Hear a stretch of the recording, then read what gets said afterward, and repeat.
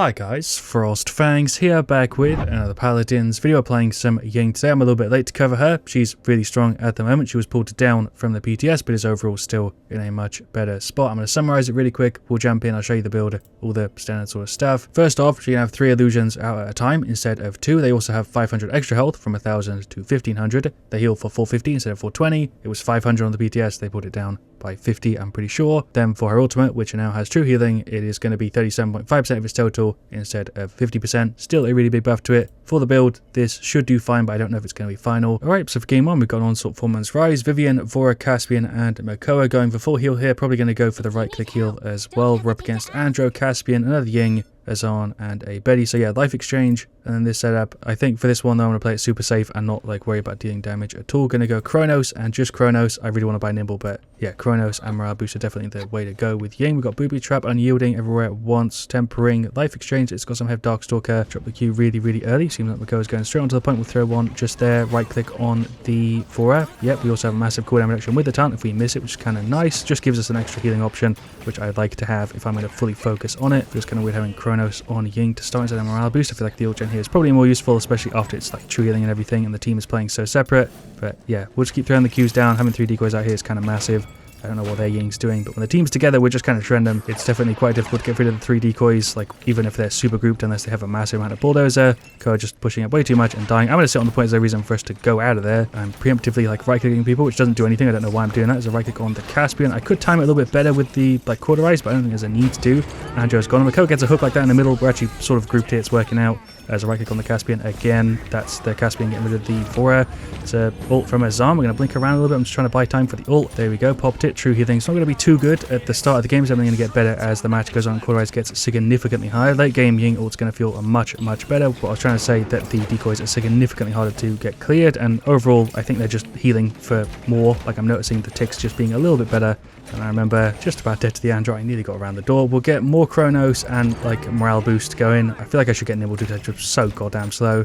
It feels really weird to buy on Ying, but I'm going to do it. I just wish I had the effort more often. Not playing it well enough to not need the Nimble. Don't know how much the right click heal's really been helping me because I'm so much more distracted that I could be doing damage instead of like trying to right click friendlies. That's definitely a reason why I think focusing then for those of you guys that play a lot of Ying is more popular because it gives you a little bit more brain space to do other stuff.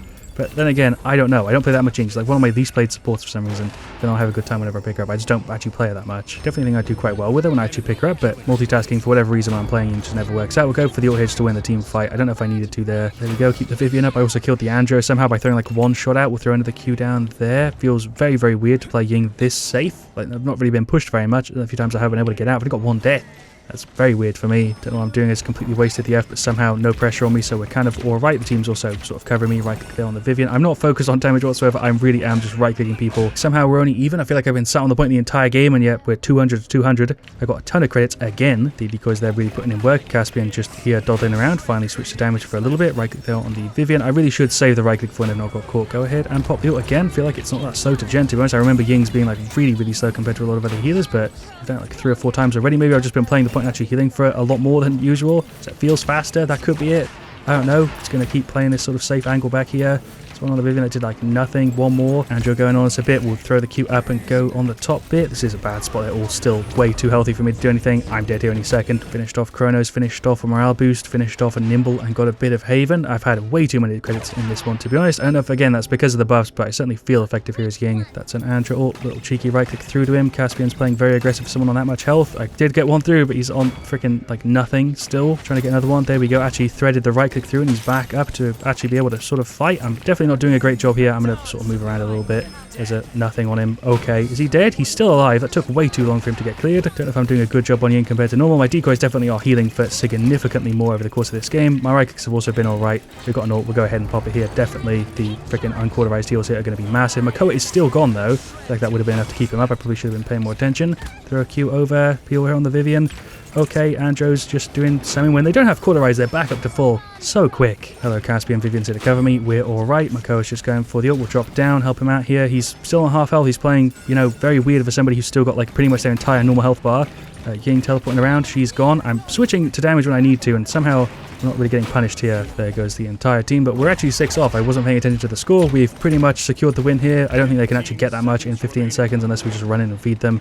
Let's see if we can make our number look a little bit better. Maybe get one more ult off before it's over. There we go, just before the game's over. That didn't even do anything, but there is the victory. Felt very strong there as Ying, and that's something that I usually have, because typically I play pretty awkwardly, but that worked very well. And there we go, there are the stats for game 1. That was also with the setup for the right click that I didn't actually make for the buffs. This is pretty much the same as it was before the update. We did do worse in there, Ying, but I was on the point way more. I think that kind of makes up for it, right? We had 250 seconds nearly on the point. She was going for pretty much the exact same thing there, although I don't think I'd run Squadron anymore in the setup. She did really well. That was a pretty even game. We just were on the point the entire game, and that's why we won it. Although their Azam was actually fighting for it way more than I realized. Don't know why, but I never remember that Ying has this many skins. I guess we'll run the Genie one, which I think is my favorite of the set. I also really like the Replicant one, but we've got Siege, Dawnforge, shouts to a bunch of people there. Didn't he have the mark? Yeah, it's still broken. They're saying in the chat it's probably a fake one. It's kind of a shame that it's still broken because of situations like this, but we've got Siege, Dawnforge anyway for game 1. Vora, Anar, Charlene, and Lex versus Moji, BK, Buck, Talus, and Barrack. Talent-wise here, I'm going to go for Life Exchange, but not the build, just to mix it up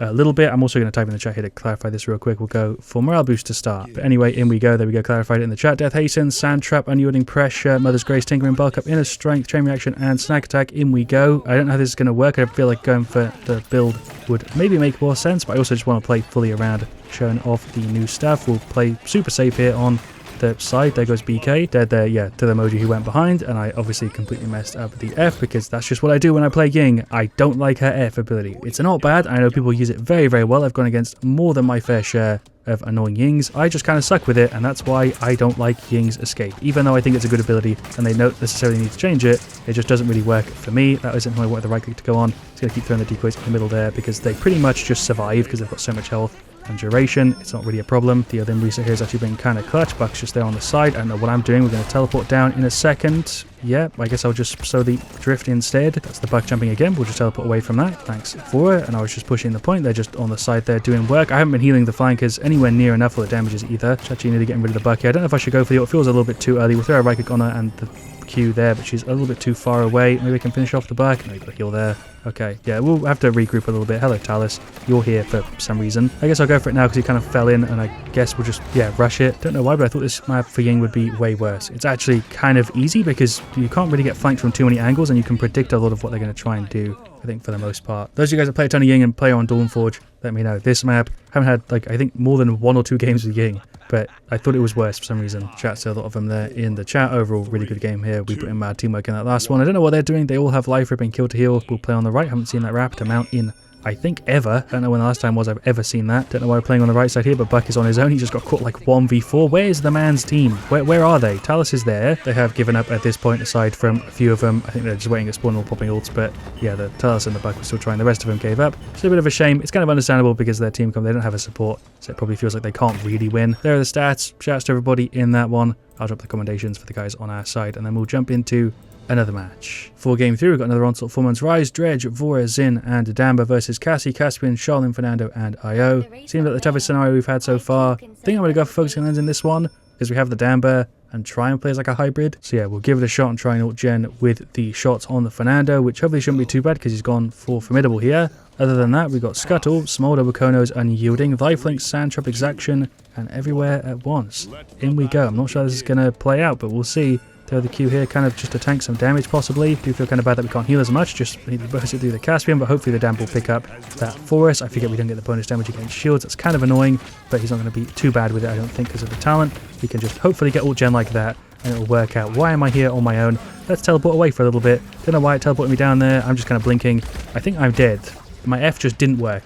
It just did the thing. It just didn't do the thing. There goes the Cassie. If we can finish her off. Nice. Caspian just flying around. I don't know if it's just me. It feels like it is. I never see any other Yings with it, but I just feel like I need Nimble. Got the ult. We'll go ahead and pop it here just to make sure we win this team fight. This is pretty much a default win as long as you're not completely ruining the fights here. Like with the ult. It's such a strong ability now. Do we get bonus damage on the Luna? No. So for some reason, Focusing Lens doesn't trigger on anything other than people, which is strange. Deployables and shields do not get the bonus, unlike other characters where talents like that do trigger it.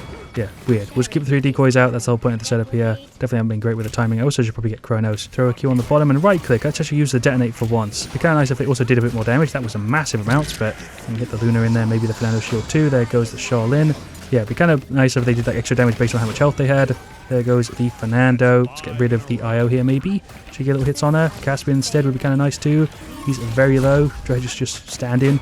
There goes IO. Yeah, we'll just do it ourselves. We'll just kill everyone ourselves. We'll just do it because we're damaging, right? That's how it works. We'll go for the ult 2. Got 2 Qs there to heal him on the corner. Cassie's on the bottom. I thought she was on the top. All right, damage hitting her with a stun. Is he going for a damage thing? Here he is. So we're both going for hybrid. I thought he would pick up for like the healing, but he's very focused on damage more than I am. Maybe I should have gone full heal Ying here. But honestly, hybrid is actually working out quite well. And this talent feels significantly better to play than the right click heal because I'm actually able to sort of multitask at least a little bit. That was an invisible damn ult. Seems like the Mark IV Luna is bugged because I've had it like the entire time I've been alive, I think. We'll throw one up there and blink to that. Don't know what his plan is here, but I guess he's trying to play like damage dash Fernando. It seems like a me sort of idea, and yet he's trying to run it. There's a right click, big damage on the Caspian maybe.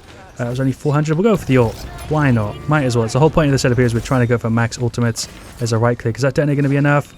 There's a teleport. Where is he? He dashed away. Wasted an F there. Okay. Team's just going kind of ham here. We'll go for full morale boost. We'll get some Kronos in there too. We'll just max both of them. I feel like I've had so many credits in this video. In that last one, after seeing the stats, it was definitely because I was playing the point so much. But in this one, I don't really know why I've had so many. I've also been playing the objective, but I think I've also just been healing and damaging for way more than I usually would. Let's kill the Luna, because Luna in this is pretty annoying. I'm trying my best to position the Qs. I'm better at it than I used to be for sure with Ying, but it's still just a thing that I'm not great at. I don't know why Ying's kit just doesn't work for the way I like to play Paladins. It just feels a little bit awkward, like the movement and the Q. The Ying has never really mixed with me, even though I do quite well on it. Like I said, I tend to, especially now, have a pretty good time playing her.